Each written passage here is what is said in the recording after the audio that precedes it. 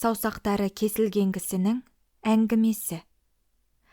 Харун Рашидтің тірі тұрған заманында әкем Бағдаттағы атақты сәудегердің бірі болатын. Мемлекеттің басты кісілерімен араласып, бірге отырып, шарап ішіп күн өтетін еді. Сөйтіп Бағдат қаласында елеулі кісілердің бірі болды. Бірақ кейін келе дәулеті төмендеп, күні бітіп, ажалынан өлді. Өлгенде артында қалған еш нәрсесі болмады. Оны жерледім де, бірнеше күн аза тұтып отырған болдым. Жақыны өлсе, қайғылы күндерін күзетіп, бірнеше күн отыратын жалпы елдің салты ғой. Бірнеше күн өткенде барып, базардағы әкемнің дүкенін аштым. Ішінде іліп алатын еш нәрсе де жоқ екен. Жемге жайылған тауықтай әкемнің қарыздар кісілері топырласты. Ол марқұм көзінің тірісінде кім көрінгеннен ала беріп, иттен бір сүйек қарыздар бола берген екен. Бәрінің де қолында әкемнің қарызбын деп берген қол хаты бар. Әкемнің қарызын төлемеуге болмады.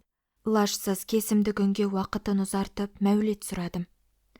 Дүкенге аздап дүние құрастырып, саудаға отырдым. Сауда деген сауын сиыр ғой жарықтық. Есебін тауып істесе, лездақ көбейіп кетеді. Не керек, сынықты кесіп, сырық жалғағандай болып жүріп, әкемнің қарызын түгел беріп бітірдім. Ептеп өзіме де дүние қалды. Ол да өсіп, ұзамай дүкенім қатардағы дүкеннің санағына кірді. Енді бет түзедім бе дегенде, бір күні базарға бір әйел келді. Астында қашыры бар. Жанына ерген бірнеше қызметшілері бар. Үстіне түрлендіріп киім киген. Базардағы барлық дүниені аралап, сауда жасауға менікінен артық дүкенді таппады. Дүкеніме түсті де орындыққа отырды. Бетіндегі пердесін алды. Енді несін айтасың? Күн десе көзі, ай десе аузы бар, сұлудың нақ өзі екен. Жүрегіме махаббаты инедей қадалып, дір ете қалды да, бойымды елжіретіп жүре берді. Қадалған көзімді қайтып ала алмай, мына бір бәйітті оқыдым. Сен пердеңді жаппасаң, адам түгел көрмес бет. Гүлге қонған арадай, көз соңыңнан ермес бет. Сұхбатыңа қандай жан, көре тұрып кірмес ет. Шөпілдетіп бетіңді, қандай ауыз сүймес ет дедім. Қыз отырды да, ей жігіт, құны қымбат қандай маталарың бар деді. Бұл пақырыңның дүкенінде сізге лайық зат кем. Сіз сабыр етіңіз, мен жанымдағы сәудегерлерде тәуір мата болса, тауып келейін деп шығып кеттім. Айналадағы барлық қымбат маталарды жинап алып келдім. Ол бәрін де ұнатып, қызметшілеріне көтертіп кетуге айналды. Маталардың құны 5000 теңге тұратын еді. Пұлын үйден аларсыз деді. Мен қыз алдында жағымпазданып тұрған жігіт болған соң, үйіңіз қайда деп сұрауға да ұялдым. Бірақ қарыздан жаңа құтылып, қабағым ашылып тұрған басым, қарыздан қайтадан белшемнен баттым да қалдым. Сыпайы сырын білдірмейді деген емес пе? Үндемей қызды жөнелтіп салдым. Дегенмен шымбайыма батпай қалмады. Үйіме келгенде 2 кеселдің ортасында едім. Оның бірі 5000 теңге қарыз. Ол маған қашан тиеді? Қыз қашан әкеліп береді? Әкеліп бермеген күнде қыздың үйін қайдан табам? Екіншісі, жүректі жаралап кеткен қыздың сұлу беті. О, шіркін, құшақтар меді, сүйір меді деймін. Аздап арақ ішіп, тамақ жеген болдым. Жүрегіме ас бату деген не? Жатсам ұйқы келмеді. Ұйықтасам қыз келіп, қылқиып тұрғандай болады. Көзімді ашсам бір елес. Бір жеті өткенде қашырын мініп, қыздарын ертіп тағы келді сұлу. Менімен амандасып, жымиып күлді де, сіздің ақшаңызды кешіктірдім-ау деді. Оқасы жоқ, сіздей кісіге ақша сарып болса, арман бар ма дедім маңғазданып. Олай емес, сіз ақшадан ақша туғызып, баласын асырап отырған кісісіз. Менің қарызымды есептеңізші деді. 5000 теңге ғой дедім дәптерге қарап. Олай болса деді қыз. Тағы біраз маталар керек, өзіңізде болмаса бар жерінен алып бересіз бе? Жаным айтқаныңда болсын, дедім. Сәудегерлерден барып 1000 теңгеге мата әкеп бердім. Қыздарына көтертіп шықты да жүре берді. Берген ақшасы тағы жоқ. Тек, біз сізге 6000 теңге қарыздар болдық қой, деді, кетіп бара жатып бетіме қарап. Менде үн болмады, сілейіп қала бердім. Жығылған үстіне жұдырықтай болған мынаусы шымбайыма батып-ақ кетті. Енді махаббаттан гөрі қарыздың салмағы батымды болды. Дүкен ішінде іске жарарды қыз сыпырып алып кетті. Оның үстіне көршілес сәудегердің қымбат бағалы өтпейтін тауарына мені кепіл етіп пәленбай теңге қарыздар, көшенің жалаң аяқ кедейі болып бір қалдым. Сол қыз кеткеннен бір айда артына салды. Көшені қараған болам, қыз мінген ғашыр көзге түспейді. Ақшасы бар сәудегерлер шалғайдан ала бастады. Әкеңнің ақысы болмаса, уақытында бермейсің бе? Біз сенің қашырлық атыныңның көйлек кигізген төркін емеспіз десті. Бір сыпырасының малын қыз көремін деп отыр, алмаса қайтып әкеліп берем деп едім. Қыз ендігі көріп болған шығар, барып матамызды қайтып әкеліп бер, мырза, деп мазақ қылатын болды. Тұрағы белгісіз қызды қайдан табасың? Дел салым шығып, иығым түсіп жүргенде қашырын безек қақтырып қыз тағы да келіп жетті. Бір күні қашырын байлап дүкеніме түсті. Қызметші қыздарына қоржынын көтеріп кіргізді де: «Жігітім, таразыңды әкел. Тілдәні санап жатудың керегі қанша? Таразымен өлшеп ала сал. Тарт мына тілдәні», деді. Маған тиістісінен әлде қайда артық алтынды алдыма үйе салды. «Сенің қатының бар ма?» деді күлімсіреп. Мен қайырып сөз айтуға мұршам келмей, сасқанымнан ыршып, көзімнен жас шығып кетті. Ол таңырқап: «Неге жылайсың?» деді. Өйткені алтын орнына түсті. Оның ауыртпалығы жеңілдегендей болды. Енді екінші аурудың таразысы күшейіп, кеуілім әлде неге бөлінді. Жүрегім шайқалып кеткен теңіздің суындай толқындады. Тек жылағаннан басқа еш нәрсе айта алмадым. Қыз езу тартып күлді де тұрып кетуге айналды. Қасындағы бір қыз: «Жігіт, жылама. Сендегі кесел қыздың да басында бар. Сен үшін келді. Болмаса базар аралап, дүние іздегендей кемтар ештеңесі жоқ. Оның үйіндегі дүниесі жеткілікті. Сен ебіл-дебілің шығып жылай бергенше жүрегіңдегі дертіңді айта бермейсің бе? Ол аузыңнан шықса, қабыл еткелі тұр», деді. Мен сасқанымнан: «Аузыңа май, қарындас, мә», деп бір уыс алтынды ұстата бердім. Қызға алтын беріп жатқанымды сұлудың көзі шалып қалды да қайта келіп қасыма отырды. Мен ішімдегі бар дертімді таудан құлаған судай лақылдатып ақтардым. Сүйгенімді де, күйгенімді де қалдырмай айта бердім. «Жігіт, жақсы айтасың», деді тыңдаған қыз.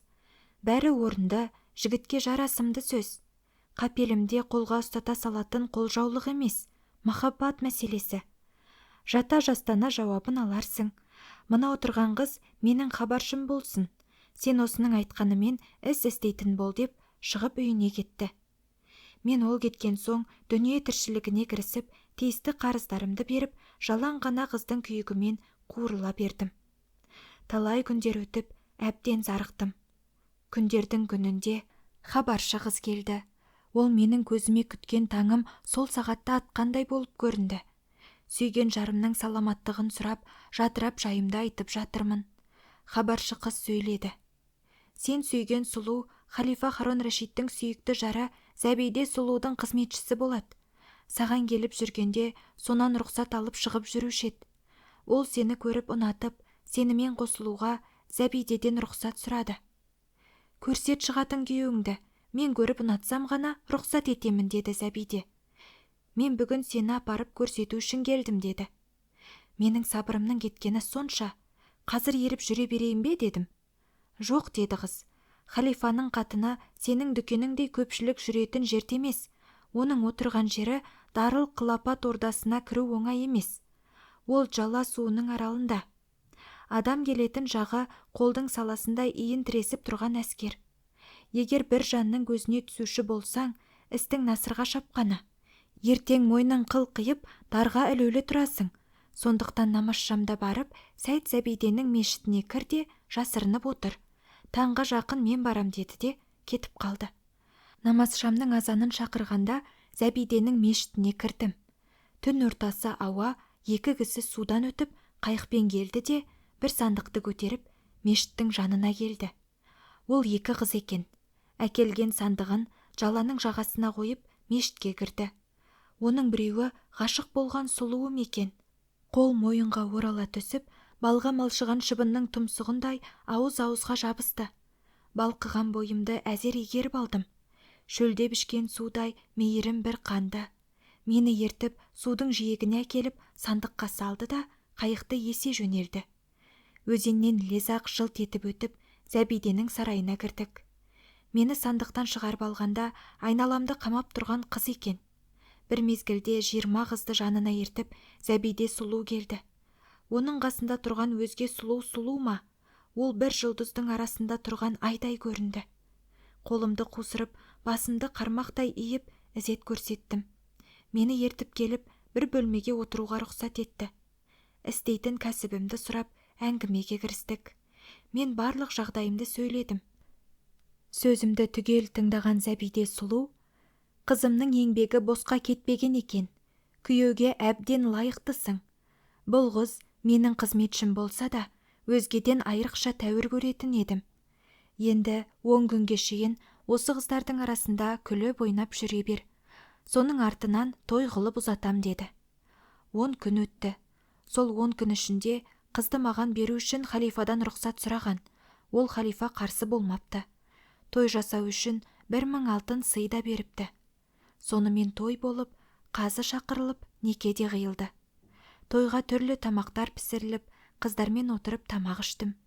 Сол тамақтардың арасында зарпаша деген тамақ бар еді. Құрғырдың өзі дәмділеу болған соң, соны өте көп жедім. Шарап ішіп, астан босаған соң, мені күйеу үйге кіргізіп, қызды алып келді. Менің есім шығып, ас артынан қолымды жумаппын. Қыздың мойнына жуусыз қолымды сала бергенде, оның саңқ еткен даусы шықты. Тарт мынан асты, деді, нөкер қыздарын шақырып алып. Бұл тәрбиесіз өскен нас екен. Зарпашан жеп, қолын жумапты, иісін аңқытып мойныма салуын қараш. Жаным-ау, бұнысы қалай, дедім, сүйретіп ала жөнелген қыздарға. Байғұса, өзіңдікі не? Зарпаша жеген соң қолды сабындап жуатынын білмейсің бе, деді. Ашулы пәрменмен алып шыққан қыздар жатқызып қойып, бірнеше дүре соқты. Онымен қоймады. Қазыны шақыртып қолымды жумағаным үшін қол аяғымның барлық саусағын кесуге үкім еткізді. Мен кесінді жараларым жазылмай, бірнеше күн Зәбиденің ортасында қалдым, деді қол аяғының саусағы кесілген жігіт. Сол бойынша қыздан айырылдың ба, деп сұрады отырған қарилар. Жоқ, деді кесік қол. Саусағымды кестіріп, ауырып жатқанымда сүйген қызымның рақымы қайта түсті. Бірақ маған ол ас артынан қолымды 40 рет жууға серт қылдырды. Сол сертім бойынша 40 рет қол жуам. Зарпашаны тіпті жемейтін болдым. Қызбен ордада бірнеше түн тұрып, өз үйіме көшіп келдік. Жақсы бір сарай сатып алып жайғастық, деп сөзін аяқтады. Ей, тақсыр, деді күзетші. Қарилардың бас құраған жерінен сол әңгімені тыңдап, үйге келсем, осы уақиғаға ұшырадым. Патша біраз ойлап отырып, бұл әңгіме де күлдіргіш бүкірімнің оқиғасына жетпейді. Сондықтан 4-еуіңізді де өлтірем, деп өршелене түсті. Оны естіп, тәуіп түре келіп, патшаға тәжім етті. Тақсыр, әңгімені мен айтайын. Мүмкін менің әңгімем көңіліңізге ұнар, деді. Патша айтуына рұқсат етті.